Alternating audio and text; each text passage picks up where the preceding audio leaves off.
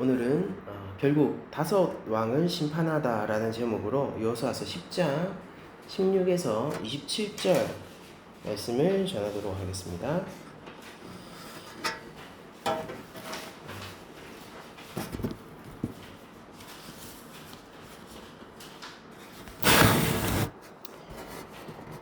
우리가 이제 이스라엘 왕을 중심으로 해서 이제 5개의 성의 왕들이 연합해서 5지역의 왕들이 연합해서 하나님에게 대적하다가 이제 패배를 하게 된 이야기까지는 알고 있습니다. 그리고 그 이후에 이제 그들이 도망하게 될 때 많은 군사들이 죽게 되었고, 그리고 또 이스라엘도 오늘 본문을 따르면은 그 이후에 이제 모든 성읍을, 그 5성읍을 이렇게 잘 접수를 할 수 있었던 걸로 보여요. 그러니까 아무런 어떤 저항 없이 손쉽게, 왜냐하면 이미 군사들이 총결집에서 성공을 했던 거기 때문에 그 군사들이 이제 패배를 한 이후에는 각 성읍에 남아있는 군사들이 없겠죠. 그러니까 아주 손쉽게 이렇게 정복을 할 수 있었던 얘기가 나오게 됩니다. 근데 그렇게 정복하는 와중에 먼저 무슨 일이 있게 되냐면은 그 왕들을 막게다 굴에서 발견하게 되는 일이 먼저 있습니다. 그러니까 이 왕들이 어쨌든 체면이고 뭐고 일단 자신의 몸을 안전하게 하기 위해서 자신들이 최대한 안전하다고 생각한 동굴에 숨게 된 거겠죠. 그렇지만은 여호수아에게 결국 막게다 동굴에서 이 왕들이 발견되었다는 보고가 오게 되고, 여호수아는 그 즉시 처치를 하지 않아요. 그 즉시 잡으러 가서 뭐 처형을 한다든지 뭐 포로로 끌고 간다든지 그런 일을 하지 않고 그 처분을 미뤄둡니다. 다만 도망가지 못하도록 굴 안에 이제 가둬놓죠. 거대한 이 바위 같은 큰 돌로 이렇게 막아버리는 겁니다. 막아버려서 도망가지 못하도록 하고, 이제 각 성읍들을 다 진멸시키게 되고요. 그리고 나서 이제 완전히 평정되었다는 그 사실을 21절 이렇게 얘기를 합니다. 모든 백성이 평안히 막게다 진영으로 돌아와 여호수아에게 이르렀더니 혀를 놀려 이스라엘 자손을 대적하는 자가 없었더라 라고 얘기하면서 완벽한 승리가 이제 이스라엘에게 왔다는 것을 이렇게 누구도 말로도 대적하지 않는다는 상황을 통해서 보여주게 되죠. 그렇게 완전히 진멸이 끝나고 나서, 그러고 나서 이제 5 왕들에 대한 처분을 마지막으로 해요. 그러니까 이 왕들을 잡아서 먼저 처분을 하느냐 아니면 마지막에 처분을 하느냐는 사실 그 전황에 있어서는 크게 의미가 없는 일일 수 있으나, 그런데 이 전쟁이 어떤 전쟁인가를 보여주는 상징적인 측면에서는 의미를 가지게 됩니다. 그러니까 지금 왕들을 꺾고 이 성을 진압하게 되는 것과 성을 완전히 진멸하고 난 뒤에 왕을 꺾게 되는 것은 그 우두머리가 먼저 꺾임으로 위아래가 무너지느냐, 아니면은 그 바닥부터 먼저 무너짐으로 결국 왕이 무너지느냐의 이런 차이를 보여주게 되겠죠. 그러니까 첫 번째 그림은 어떤 거냐면은 왕이 조금 더 힘이 있는 그림이죠. 그리고 많은 영향력을 가지고 있고 힘을 가지고 있기 때문에 그 왕을 무너뜨리면은 그 성이 자동으로 무너지는 것 같은 구조예요. 그런데 나중에 왕을 무너뜨리게 되는, 바닥부터 점령을 하고 왕을 무너뜨리게 되는 건 어떤 거냐면은 그 왕은 그 성이 없으면 힘이 없는 왕이라는 걸 또 보여주는 거죠. 그러니까 우리가 하나님은요 어떤 분이시냐면은 그 어떤 것에 의해서 힘을 추가로 더 받게 되거나 아니면 무엇이 있거나 무엇이 없음으로 인해서 그 왕적인 권위가 사라지는 분이 아닙니다.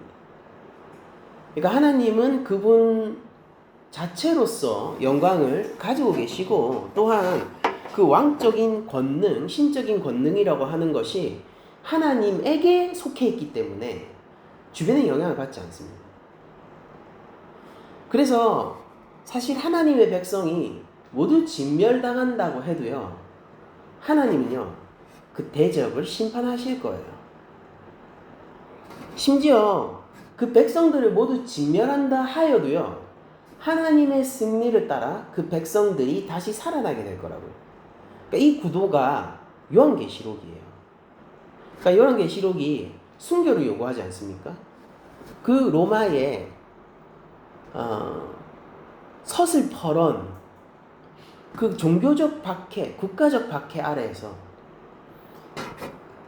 요한이 요구하는 게 뭐냐면은 주 예수를 부인하지 말고 앞선 순교자의 그 영광들도 보여주고 해요. 환상 가운데서. 그러면서 끝까지 네 생명을 걸고서라도 그리스도의 영광을 따라가라 라고 얘기를 하는 거거든요. 그래서 그 중간에 뭐 짐승 나오고 막 666 베리치이다 막 이런 이상한 소리 하는 사람도 있는데 상징적인 수죠. 하나님을 흉내내는 상징적인 그냥 짐승의 수입니다. 근데 그 짐승이 요한계시록에서 1차적으로 상징하고 있는 것은 로마라는 제국과 또한 거기서 군림하고 있는 황제와 그리고 그를 따르고 있는 그 백성들, 제사장들, 군인들 이런 하나의 어떤 결집된 그런 구도를 666으로 표현하고 있는 건데 그걸 보면은 성도들을 향해서 이기고 또 이기는 것 같은 그림을 보여준단 말이죠. 아니 큰 성 바벨론이 하나님 성의 백성들을 이겨버리는 듯한 그리고 백성들이 그냥 추풍낙엽처럼 그냥 쓸려가 버리는 듯한 그런 모습이 펼쳐지게 됩니다. 그러면 이건 뭐냐면은 그 백성들이 싹 진멸당하는 그림이에요. 왜냐하면 상대가 너무 세거든요. 심지어 상대는 연합군의 성질을 가지고 있습니다. 그러니까 그냥 로마만 있는 게 아니라 거기서 땅에 속한 사람들에 대한 내용을 보면요.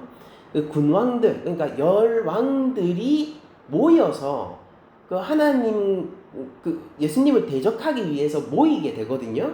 그러니까 이거 연합군이란 말이에요. 그러니까 이런 하나님의 백성들은 힘이 없고 그들의 칼날에 쓸려 나갈 수밖에 없는 운명같이 항거할 수 없고 항거하는 게 어리석게 느껴질 수밖에 없는 세간의 상식으로 보면은 그렇게 볼 수밖에 없는 그런 구도를 보여주게 됩니다. 근데 결국 어린 양의 승리 가운데서 그들은 참된 어린 양의 신부와 새 성 예루살렘으로 거듭나게 될 뿐만 아니라 새하늘 새 땅 가운데에서 하나님의 영원한 영광을 누리는 자들로 마치 그 계시록에 등장하는 24장로와 같은 하나님의 보좌에 함께 거하고 있는 24장로 같은 그런 영광을 누리는 자들이 하나님의 백성들이라는 거죠.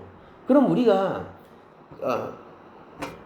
이걸 통해서 알 수 있는 건 뭐냐면은 하나님은요 백성들이 진멸당해도 진짜 왕이기 때문에 꺾이지 않으세요. 오히려 그 백성들을 진멸해서 이기고 또 이기던 자들이 심판을 당하고 백성들은 그 하나님의 왕적인 능력으로 말미암아 창조주의 능력으로 말미암아 새롭게 새 창조 가운데서 일어납니다.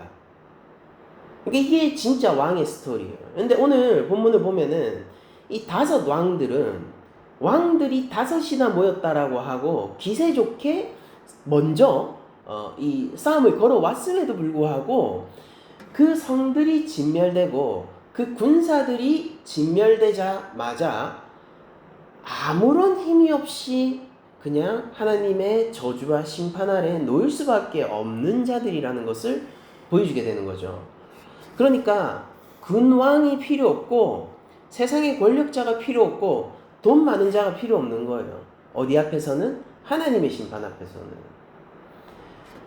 그러니까 세상이 우리를 이기고 또 이긴다라고 생각할 수 있지만은, 그러나 여러분, 우리가 무너지고 진멸당하는 건 그렇게 중요한 문제가 아닙니다. 왜냐면은 하나님이 왕이신 이상, 하나님이 창조주인 이상 우리는 죽어도 죽지 아니할 것이고 꺾여도 꺾이지 아니할 것이고, 우리가 패배한다 하더라도 더 큰 승리 가운데에서 우리는 하나님의 놀라운 전리품을 나누어 받을 자들이라는 거예요. 그러니까 이게 모든 백성이 진멸당해도 그 왕을 꺾을 수 없는 하나님 나라의 백성들이 가지고 있는 메리트이죠. 그러니까 반면 하나님을 대적하고 하나님의 언약을 이행하지 않으며, 그리고 그 하나님의 심판 가운데서도 돌이키지 않고 도리어 힘을 모아 그 심판에 항거하고 오히려 하나님의 백성들을 몰아내려고 했던 이 5 왕들은 그런 결정을 하기에는 너무 연약했다는 걸 오늘 본문이 보여주고 있습니다. 그런 결정을 하기에는 너무 연약해요. 그러니까 자기를 구성하고 있는, 자기가 힘을 얻고 있었던 요소들이 하나하나 빠져나가 버리면은요, 결국 죄인으로서 아무런 능력 없이 심판을 기다릴 수밖에 없는 자가 되는 거예요. 그들이 무슨 왕관을 썼는지는 이제 더 이상 중요하지 않죠. 그가 과거에 몇 명의 군사들을 거리고 있었는지도 이제 더 이상 중요하지 않아요. 그가 어디에서 잤었고 어떤 침대를 사용했으며 그때 시중 드는 사람이 몇 명이었는지는 더 이상 중요하지 않아요. 다만 동굴 안에서 덜덜 떨고 하나님의 심판을 피하려고 함에도 불구하고 결국 피할 수 없어 하나님의 저주를 몸으로 받아낼 수밖에 없는 자가 되는 겁니다. 그리고 그 왕들의 죽음은요, 하나님이 이 땅을 향한 심판의 계획이 무엇인지를 보여주는 상징적인 일종의 세러머니로서 작용하게 됩니다. 이들은 율법을 따라서 심판받게 되고요, 율법을 따라서 나무에 매이게 돼요. 그러니까 오늘 본문이 이렇게 나와 있죠. 이제 이런 자신에게 왕적인 권위가 없는 이 왕들이 자신의 힘이라고 여기던 모든 것들을 다 진멸시킨 다음에 22절을 보니까 그때가 되어서야 이 왕을 꺼내옵니다. 그때 여호수아가 이르되 굴 어귀를 열고 그 굴에서 그 5 왕들을 4개로 끌어내라, 이렇게 얘기를 합니다. 그래서 여호수아 앞에 이렇게 하나님이 함께하는 자죠. 모세와 함께하는 것처럼. 그래서 끌어내니까 5이 다 모였어요. 예루살렘, 헤브론, 야르뭇, 라기스, 에글론의 왕들이 이제 여호수아 앞에 이렇게 쫙 끌려 나오게 됩니다. 그러니까 여호수아가 이 지휘관들을 불러서 그 목을 발로 밟게 합니다. 목을 발로 밟게 한다. 그럼 이건 뭐냐면은 우리가 완벽하게 이겼다라는 세레모니 같은 거예요. 고대 근동에서는 이런 것들을 통해서 상대방에게 치욕을 주기도 하고, 그리고 아군에게 있어서는 완벽한 승리를 선언하기도 했습니다. 그리고 또한 성경에서 생각을 해보면은 이렇게 머리를 밟는 행위는 하나님이 약속한 메시아가 하는 행위이기도 해요. 우리가 창세기에서 하와에게 구원자를 주실 것을 약속하는데 그 원시 복음이라고 불리는 본문이 있죠. 그 본문에 따르면은 뱀의 머리를 밟을 자를 여인의 후손이라고 얘기하고, 하와는 그 자를 기다려요. 예수님을 기다려요. 그러니까 예수님은 어떤 분이냐면은 하나님 대적의 머리를 밟는 자고, 하나님 백성을 죄악 가운데로 굴러 떨어뜨린 그 행위에도 불구하고, 즉 하나님 백성을 이겼음에도 불구하고 하나님에게 결국 지는 자로 나오게 됩니다. 사단은, 옛뱀은. 그쵸? 그러니까 이런 것들을 우리들이 좀 생각을 할 수 있다면은, 이 본문에서 나온 이 행위가 여호수아가 염두에 두고 있는 것이 창세기의 본문이었다라고 우리가 생각을 한다면은, 그럼 이거는요, 하나님의 대적이 드디어 완전히 꺾여버렸다라는 의미를 가진, 단순히 상대에게 수치를 주고 우리에게 승리를 선언하는 그런 행위뿐만이 아니라, 하나님의 대적이 완전히 꺾였고 두 번 다시 일어나지 못할 것이고, 그로 말미암아 우리가 회복되고 구원받았다라는 신앙적 선언에 가까운 행위일 수 있다는 거죠. 단순히 군사적인 세레머니를 넘어서서. 그리고 모든 지휘관들을 통해 가지고 밝게 함으로 말미암아 이 승리가 그냥 단순히 여호수아의 승리로 그치게 하는 것이 아니라 하나님의 모든 군사의 승리가 되게 하는 그런 모습도 보여주고 있습니다. 그래서 이걸 통해 가지고 원수의 목이 밟혔잖아요. 머리가 밟혔잖아요. 그래서 이걸 통해 가지고 뭘 선언하게 되냐면은, 이게 바로 효과였어요. 이걸 통해서 결국 성취하고 싶은 효과인데, 그게 뭐냐면은 25절이 여호수아가 그들에게 이르되 두려워하지 말며 놀라지 말고 강하고 담대하라, 이걸 선언합니다. 왜 이런 의식을 치렀는가? 그걸 왜 백성들에게 보여주고 군사들에게 보여주고 그리고 지휘관들까지 참여해서 이 의식을 시행하게 했는가? 그건 바로 이들이 강하고 담대해야 되기 때문이에요. 놀라고 두려워하는 게 아니라 강하고 담대하라는 외침을 얘기하기 위해서입니다. 그리고 이거는 우리가 여호수아서 1장의 눈을 통해서 보게 된다면은 하나님이 함께 한다는 선언이죠. 강하고 담대하라는 것은 앞으로도 더욱더 하나님의 율법을 준행하라는 거예요. 그래서 얘네가 이방 왕임에도 불구하고 율법을 따라서 심판해요. 왜냐하면 얘네들한테 내린 벌은요, 하나님이 내린 벌이거든요. 얘네들의 패망은 하나님이 심판하심으로 말미암은 패망이기 때문에 율법을 따라서 처리하게 됩니다.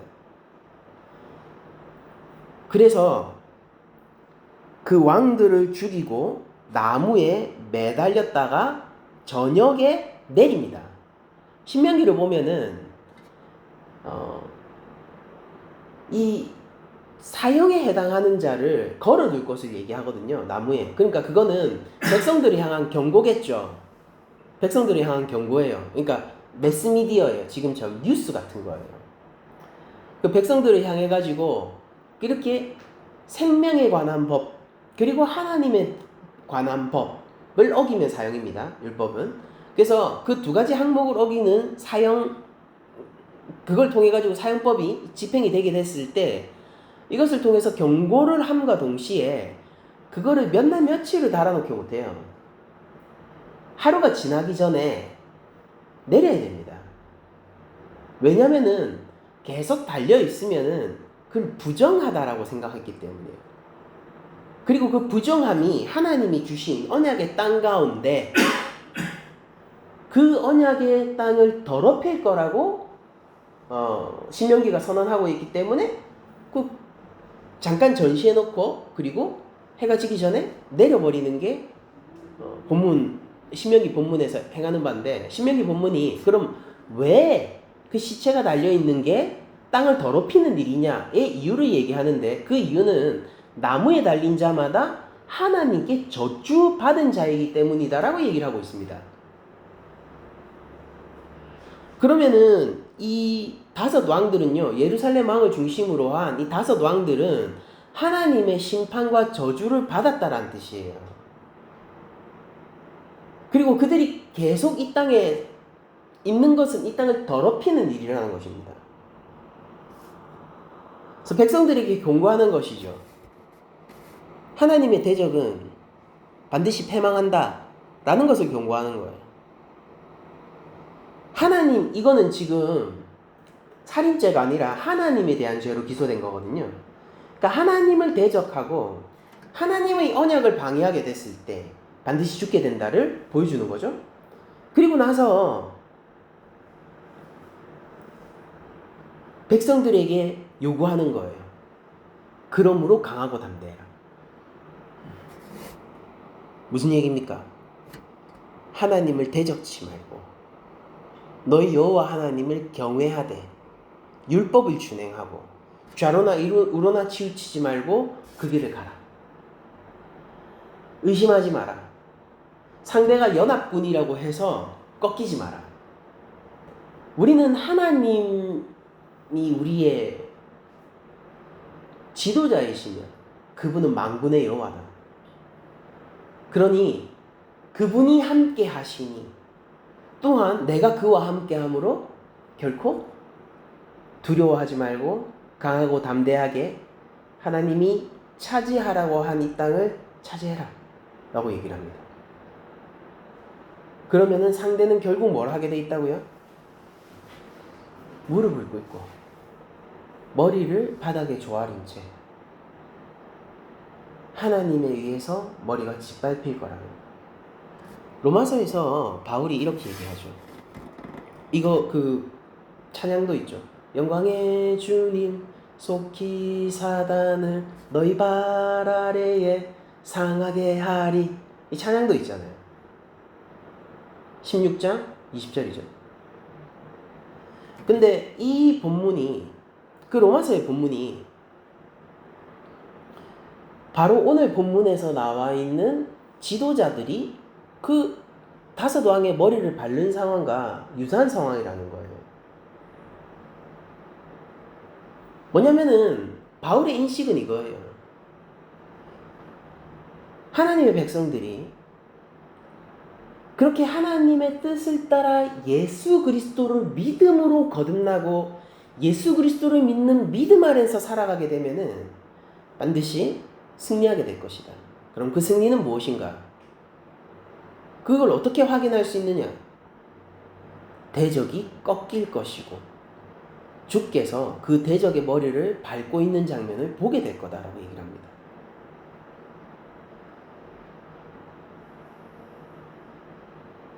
그리고 우리는 이미 그 승리를 봄으로 말미암아 바울이 요구하는 그 사단의 머리를 밟는 분의 길을 쫓아가는 자들이죠. 그분이 사단의 머리를 밟으신 곳이 어디냐면은 뭐 오늘은 마게다 동굴 앞이었지만 마게다 진영이었지만은 그분이 우리의 구주께서 사단의 머리를 밟아 지디기신 곳이 어디냐면은 바로 골고다 언덕이에요. 그런데 그 승리의 장면은 이상합니다. 왜냐면 그 승리의 장면에서 사단의 머리를 밟고 있는 예수님은 나무에 달려있기 때문이에요.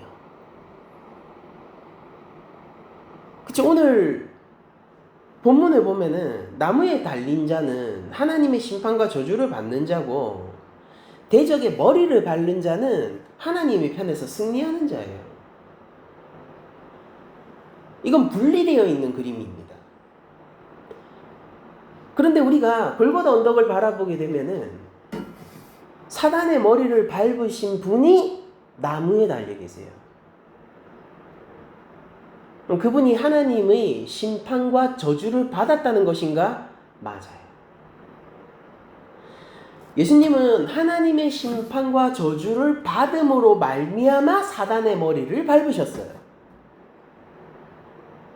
그게 이상한 거죠.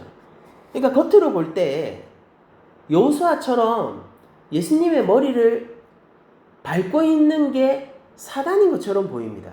골고다 언덕을 보면 이게 이상한 점이죠.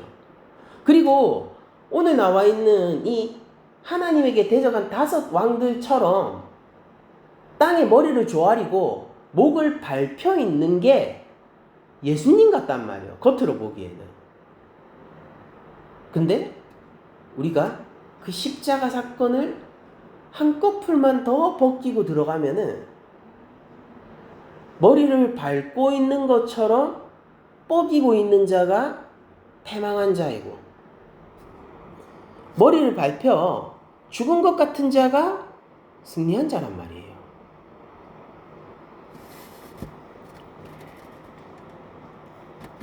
그래서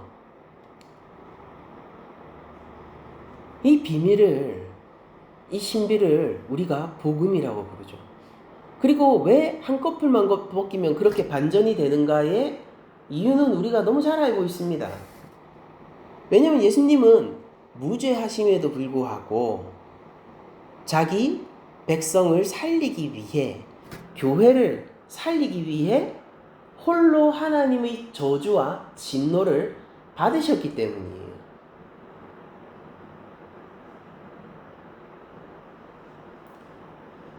하나님의 진노와 저주를 예수님이 받을 이유는 하나도 없었습니다. 왜냐면은 예수님은 도리어 참 여호수아시거든요. 참 여호수아시란 말이에요. 그러니까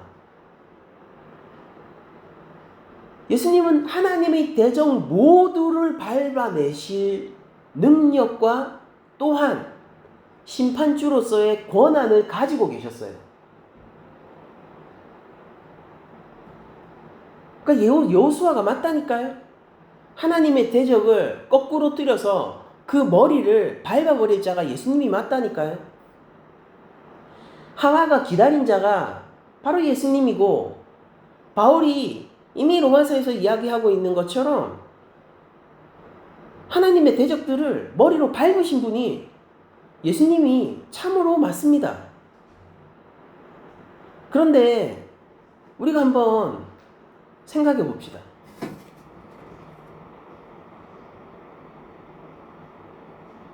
예수님이 머리를 밟는 자로, 오늘의 그림으로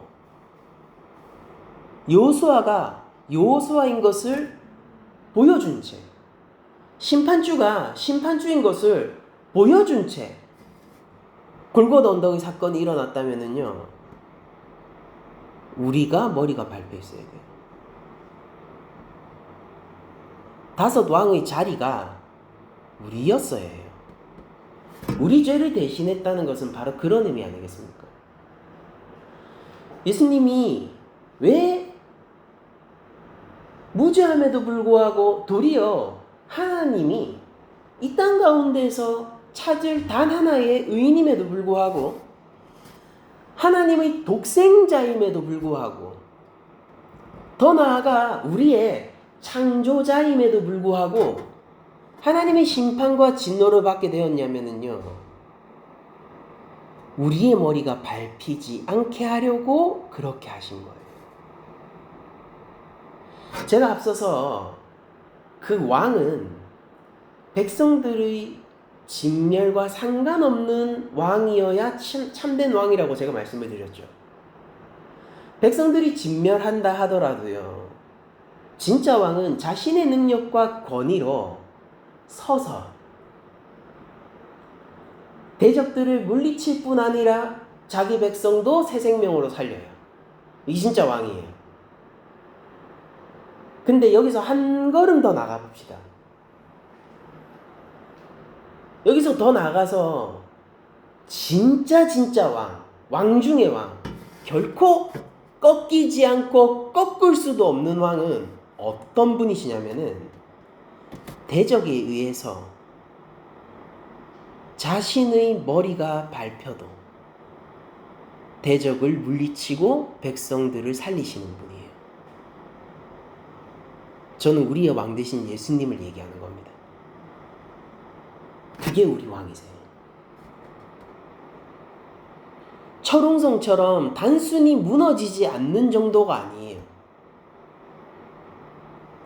자신의 성읍을 내어줄 수 있고, 자신의 왕자를 대적이 부수도록 만들고, 하나님의 진노 앞으로 끌려가도 대적을 이기고 자기의 백성들에게 새 생명을 주는 것이 바로 우리 왕이라는 겁니다. 그러므로 골고다 언덕은요, 왜 이 그림이, 오늘 그림이 왜 골고다 언덕에선 역전되어 있냐면요, 거기에서도 우리가 승리를 바라볼 수 있다면 예수님이 그 누구도 의심할 수 없는 왕 중의 왕이기 때문에. 십자가는 그걸 보여줍니다, 우리한테. 저 왕은 그냥 단순히 무너지지 않기 때문에 강한 거야. 언젠가 이거보다 더 센 세력이 나타나서 이 왕을 무너뜨리면 저 왕도 무릎 꿇지 않겠어? 그게 착각이라는 거예요. 이건 뭘 얘기하느냐면요, 그러니까 왕은 정해져 있는 겁니다. 강한 힘을 가진 자가 왕인 게 아니고요. 근데 그게 우리의 상식이잖아요. 많은 성읍, 많은 군사, 많은 힘을 가진 자가 왕이라고 생각을 하지 않습니까? 근데 그게 왕이 아니에요. 왕은 그냥 왕이에요. 창조주는 그냥 창조주입니다. 무엇도 그걸 위협하지 못한다는 거예요. 여러분들 세상에 중력이 있어요. 왜 있습니까? 그냥 중력이 있는 거예요. 그 사실에 대해서는 누구도 대적할 수 없죠. 중력을 여러분들, 우리가 그 비행기를 붕 타고 가다가 갑자기 급강하잖아요. 그러면은 잠깐 우리가 중력의 힘으로부터 자유로워져요. 왜냐면은 그 끌어다니는 힘과 비행기가 떨어지는 힘이 이제 같아지잖아요. 그러면은 중력이 없는 것처럼 느낄 수 있단 말이에요. 그래서 그때는 우주 공간처럼 사람들이 비행기 안에서 막 이렇게 둥둥 떠다니고 막 이럽니다. 그때는 물 이렇게 뿌리잖아요. 그럼 물이 안 퍼져요. 물 방울방울이 이렇게 가지. 근데 그렇다고 해서 중력이 부정당하는 겁니까? 아니에요. 그 현상도, 중력이 없는 것 같은 그 현상도 중력이 있기 때문에 성립하는 현상이에요. 중력의 힘이 정해져 있고 그게 불변하기 때문에 그와 같은 힘으로 떨어지게 되면은 무중력 상태를 경험하게 되는 거란 말이에요. 그러니까 무중력 상태도 뭐가 전제되어 있냐면은 중력이 전제되어 있는 겁니다. 왕은 뭐가 왕이냐면은 그냥 왕이에요. 자격을 증명해야 되는 건 그건 더 이상 왕이 아닙니다. 자격을 증명한다거나 아니면 내가 다시 뭔가를 더 많이 모아서 더 강해져야지 왕이 된다거나, 그거는 처음부터 왕이 아닌 거예요. 진짜 왕은 십자가를 바라보면 보이는 것입니다. 머리가 밟혀도, 그리고 왕으로서의 모든 모독을 받고 그 모든 것들이 왕이라는 걸 부정하고, 마치 중력이 있음에도 불구하고 무중력 공간 가운데서 중력이 없다라고 사람들이 느끼는 것처럼 모두가 그가 왕이 아님을 부정한다 하더라도, 심지어 어떻게까지 부정을 당하냐면은 하나님의 심판을 받아 나무에 달려 부정한 자, 땅을 더럽히는 자가 되기까지, 그 자리까지 떨어지고 나서, 그리고 진짜로 죽는단 말이에요. 죽어서도 왕은 왕이에요. 왕이 없어졌으므로 다른 존재가 왕이 되는 게 아니에요. 왕은 자리가 아닙니다. 그냥 예수님이 왕이에요. 주께서 더 이상 왕이 아니야, 왕이 패배했어 라고 선언한다고 해서 다른 누군가가 그 왕자리를 차지할 수 있는 게 아니에요. 그럼 사단이 그 자리를 차지합니까? 아니에요. 그 사단은요, 하나님 앞에서 심판받을 존재일 뿐입니다. 그럼 로마의 황제가 그 자리를 차지합니까? 아니요. 여러분들, 로마가 어디 있고 이제 황제가 어디 있습니까? 그 강성한 제국은 어디 있습니까? 그러면 그때 당시 대제사장이 그 자리를 차지할 수 있을까요? 여러분들, 이제 성전이 어디 있습니까? 여러분들, 이제 대제사장이 어디 있습니까? 그러나 지금도 우리 안에 계신 성령을 통하여 우리들은 살아계신 예수 그리스도를 바라보며 그분이 이 땅을 다스리고 계시며 그 완벽한 하나님의 심판을 받아 실패하고 죽은 순간에서도 그로 말미암아 백성을 살려 새 생명을 주시는 왕 중의 왕의 모습을 오늘 본문을 통해서 더욱 깊이 느낄 수 있는 거예요. 그게 우리 왕이라는 것입니다. 그래서 27절을 보면은 이 왕들을요, 저주받은 왕들을요, 그 동굴 안에 던지고 돌로 막아서 기념으로 삼았습니다. 하나님의 진노와 저주를 받은 자가, 하나님을 대적함으로 진노와 저주를 받은 자가 그 최후가 반드시 이렇게 될 것이다 라는 것을 백성들에게 보여주기 위해서, 가나안 땅에 경고하기 위해서 이거를 남겨뒀어요. 그래서 이 여호수아서가 읽히고 있는 이 순간까지도 그게 남아 있었습니다. 그러니까 전쟁이 끝나고 땅이 분배되고 나서도 그게 계속 남아 있었다고요. 전쟁 중반의 이야기거든요. 이제 남방 밀게 됩니다. 다음 본문이 남방 밑으로 다 미는 거예요. 그리고 나서 북방 밀 거예요.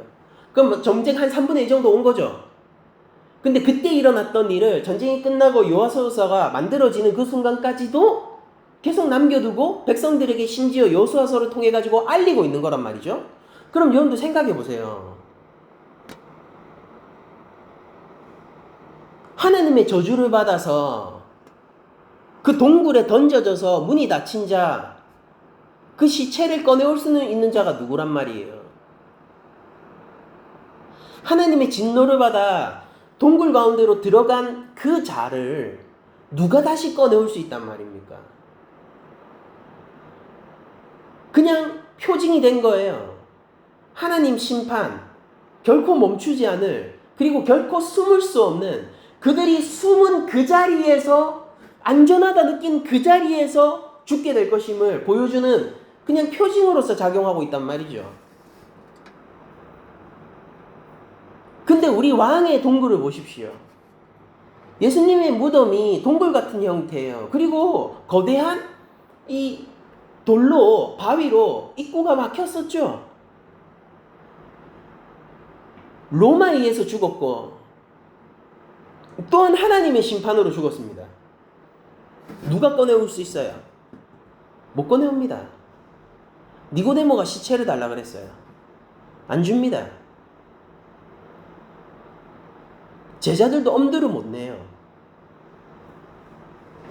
심지어 그 앞에는 로마 병사가 지키고 있어서 그냥 병사들 죽이고 빼오고 말고의 문제가 아니라, 여러분들 예수님 시체 찾으려고 로마 병사 죽이고 빼오잖아요? 그럼 내가 이제 국가적 수배자가 되는 거예요.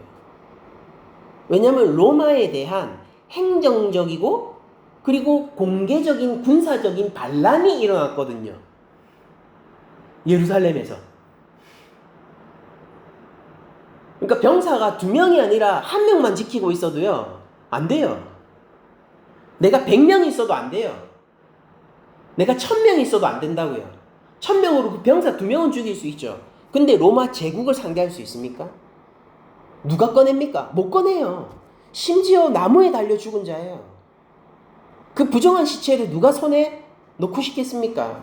제자들은 놓고 싶죠. 제자들은 빼오고 싶죠. 그러나 다른 일반 유대인들은 아니란 말이에요. 내가 굳이 바리새인과 척질 일이 없잖아요. 예수님의 이야기를 달갑게 들었다 하더라도 내가 굳이 제사장들과 척질 일은 아니지 않습니까? 누가 꺼내옵니까? 누구도 못 꺼내왔어요. 그래서 예수님이 스스로 무덤 문을 여십니다. 이제 그 열린 무덤문, 그 빈 무덤은요, 우리에게 표적이 돼요. 무엇이 표적이 되느냐? 진짜 왕이 여기 있다라는 표적이 됩니다. 참된 여호수아가 누구입니까? 대적의 머리를 밟고 그 연합군을 부수고, 그리고 그들에게 영원한 피할 수 없는, 숨을 수 없는 하나님의 심판을 선언하는 자가 누굽니까? 더 나아가 자신의 발 아래에 밟혀야 함에도 불구하고 자신이 도리어 성부에게 밟힘으로 인해서 그 죽었어야 할 죄인들을 동굴에 던져지고 문이 막혀 세세토록 표적이 되었어야 할 그 죄인들을 구원하신 진짜 왕이 누구십니까? 우리 구주 예수님이세요. 그러니까 우리가 예수님을 믿는다는 것은요, 승리의 경험을 향유하며 가는 길입니다. 이 승리는 누구도 뺏을 수 없는 것이며, 이 승리를 통해서 내가 받은 전리품은 누구도 무너뜨릴 수 없는 거예요. 누가 이것을 뺏을 수 있을까요? 하나님의 저주를 받고도 하나님의 심판에 달려 나무 위에 죽었음에도 불구하고 사흘 만에 무덤문을 여시고 그 제자들의 눈앞에 나타난 예수님을 따르는 자들에게 그의 승리를 우리가 함께 향유하고 있는데 누가 이 승리를 뺏을 수 있단 말입니까? 예수님에게 승리할 뻔한 가장 근접한 경험이 십자가예요. 할 수 있는 모든 걸 다 했습니다. 맞죠? 할 수 있는 모든 걸 다 했어요. 백성들이 거부했고요. 제국의 왕이 참수했고요. 하나님이 저주했고요. 그것의 증인이 대제사장이었어요. 할 수 있는 모든 걸 다 했다고요. 그리고 사흘 만에 부활하시고 새 몸을 입으신 예수님이 제자들 앞에 나타나는 순간 그 무엇도 예수님을 이길 수 없으며 왕의 자리에서 끌어내릴 수 없으며 중력이 없어진 것 같은 순간도 중력 때문에 존재하듯 그들이 왕을 꺾을 수 있다라고 생각한 순간도 예수님이 참된 왕이었기 때문에 가능했다는 것을 밝히십니다. 우리는 그 예수님을 믿음으로 그분이 성부와 성자를 통해 발출된 성령을 우리에게 모시고 받아들인 자로서 살아가는 시대, 그 시대를 살아가는 교회입니다. 결국 다섯 왕을 심판하다라는 내용이에요. 오늘 제목이 결국 다섯 왕을 심판하다잖아요. 이게 왜냐면은 그러니까 끝끝내 마침내 다섯 왕은 심판당하는 겁니다. 그러니까 제가 얘기하고 싶었던 게 오늘 본문을 통해서 얘기하고 싶었던 게 뭐냐면은 그러니까 여러분 예수님을 떠나서는 답이 없다는 거예요. 숨을 수 없다는 것입니다. 하나님의 진노와 심판은. 우리가 이 다섯 왕이라는 거예요. 하나님의 진노와 하나님의 공의가 우리를 추적하되 끝까지 추적하고 세상 끝까지 추적할 것이며 세상 끝 가장 깊은 동굴 안에서도 우리를 추적해 올 거란 말이에요. 근데 그 동굴 가장 깊은 곳에서 그 무덤 가운데에서 우리 죄를 위하여 십자가 위에서 죽으신 예수님을 만나고 붙들어야지 우리들이 무덤문이 열리고 옛 이 다섯 왕처럼 세세토록 닫힌 무덤 가운데 죽어버린 자가 아니라 새 생명으로 나오는 자가 될 수 있다는 겁니다.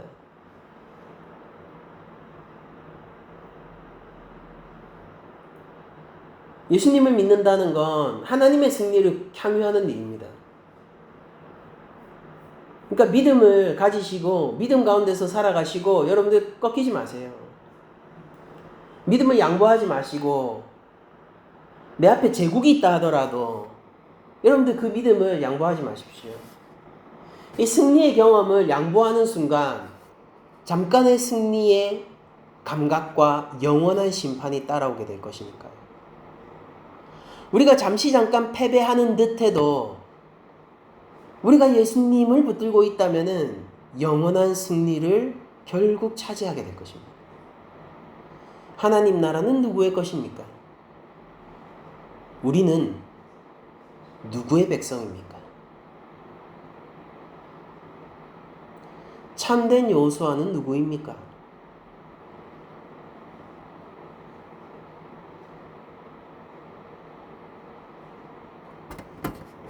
말씀하시도록 하겠습니다. 우리가 오늘 본문을 통해서 한 주간 살아가실 때에 하나님이 우리에게 주신 놀라운 십자가 은혜를 마음속에 품고 살아갈 수 있었으면 좋겠고, 이 믿음의 길이 정말로 승리의 길임을 알아 패배와 같은 순간에서도 이긴 자로서 행동하고 이긴 자로서 살아가셔야 됩니다. 한 주간 그러셔야 돼요. 무중력 상태를 경험하시더라도 중력이 사라진 게 아니라 도리어 중력이 있기 때문에 가능한 거라는 걸 생각하셔야 되고, 우리의 믿음을 누군가가 뺏어가고 우리를 꺾을 수 있다라고 자신하는 그런 상황 가운데 있다 하더라도 여러분도 우리 믿음이 꺾이지 않기 때문에 허락된 상황이라는 것을 여러분도 아셔야 돼요. 믿음을 붙들고 참된 왕이신 예수님을 우리가 한 주간 내내 붙들고 믿으며 하나님의 승리를 경험할 수 있기를 축복드리며 모든 말씀을 마치도록 하겠습니다.